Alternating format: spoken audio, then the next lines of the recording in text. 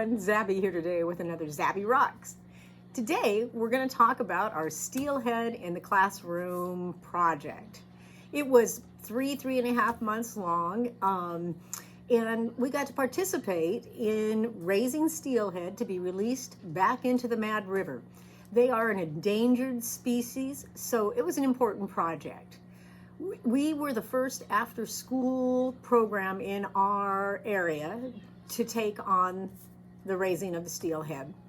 We did it to help the fish, to be first in our group, and to show the kids some new activity that was community related and helpful to the global world. So that's what we did. First step was I went to a training and learned what to do, how to do it, when to do it, all the things to look for and things to do if something should go wrong. And then that was very good. And I had to sign a release paper for Fish and Game. It's all very, not scientific, but it's very legal if you have to work with Fish and Game.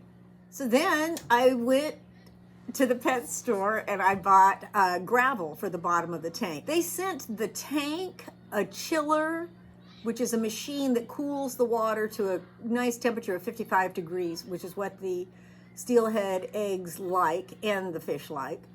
And then there's a pump and an aerator and a net to clean out with and a vacuum to clean the rocks with. So there was a lot to it, and to put it together was a two-person job. I had never done it before, so my good friend came over and helped me put the clamps on and make sure I had the things going the right direction.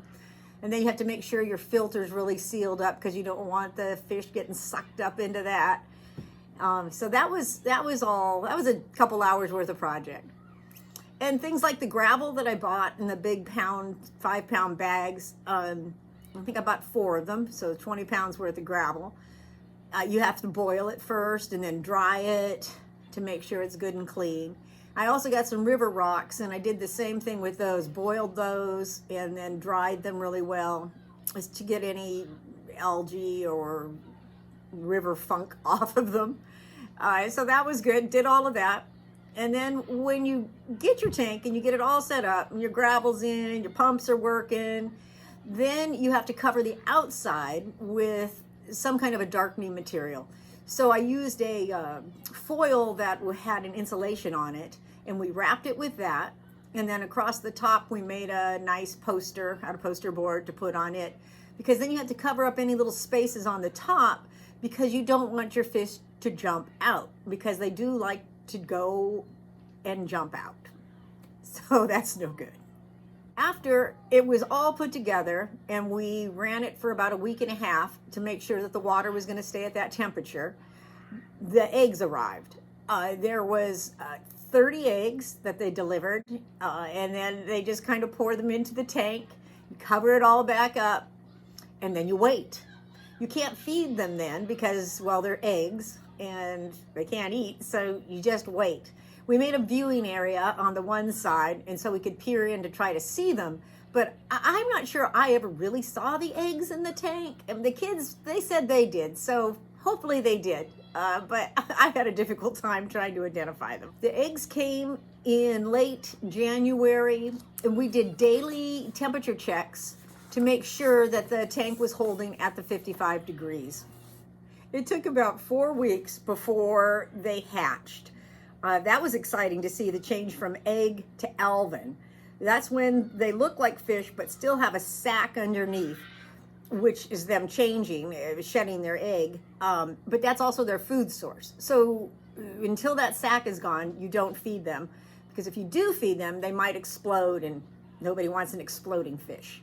So you have to wait and be patient yet some more. It took about 3 or 4 weeks for them to dissolve those sacs. Then after that, though, we were able to uncover the tank when they turned to fish, and then you get to start to feed them. And that's fun because now you're pretty attached to them, and they seem to know when the food's coming. They caught on pretty quick. Oh, there comes that lady with the bag of food, and they'd all swim to the top. So that was good.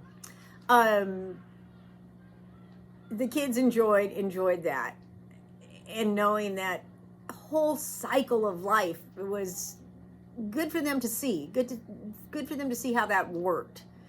I'm happy that they were engaged and could appreciate that.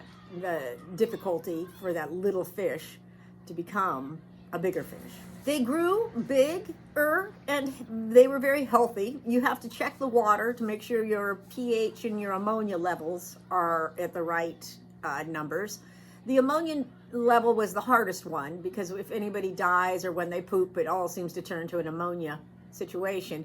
So we ended up cleaning the tank twice a week. We'd empty out about 6 gallons and then give them 6 gallons of fresh water, which we had to use bottled water because I have no running water in the room.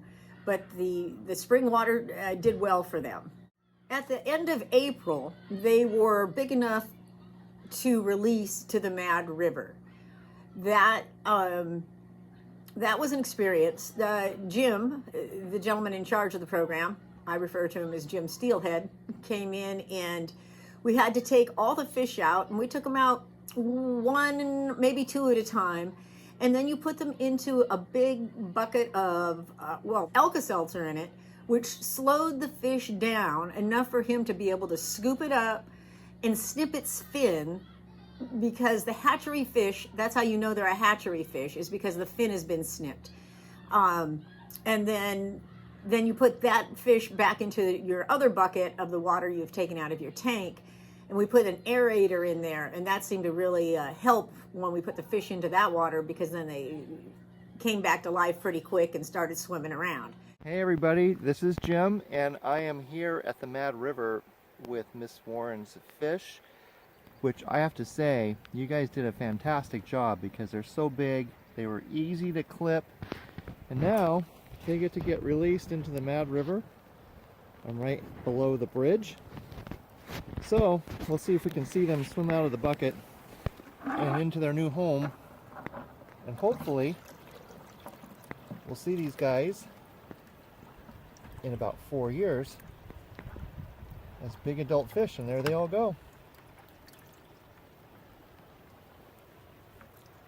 I think they're pretty happy being in the river. Looking around, probably pretty scared right now, but they'll acclimate and hopefully come back as a big adult steelhead. Thanks a lot, you guys. I'd hope if they could get to 3 or 4 years old, that's when you start seeing them when you're fishing and all excited on the end of your line, which is really kind of sad to think about. But it is definitely helping the numbers of the steelhead by doing these projects. So I would recommend this project to any classroom that has time, to be dedicated to them. I came in, I fed them on the weekends. I lined people up when it was a holiday to come in and give them some food when it was time to feed them. And keeping up on changing the water. We had an aerator that went out, so, I replaced that quickly. You just got to stay on top of it, but it's a good project. It kept the kids engaged. I would definitely recommend it. Go Steelhead! All right, everyone. Hope you enjoyed this video and learn a little bit about the steelhead. Please give me a like and subscribe and a share. Thanks.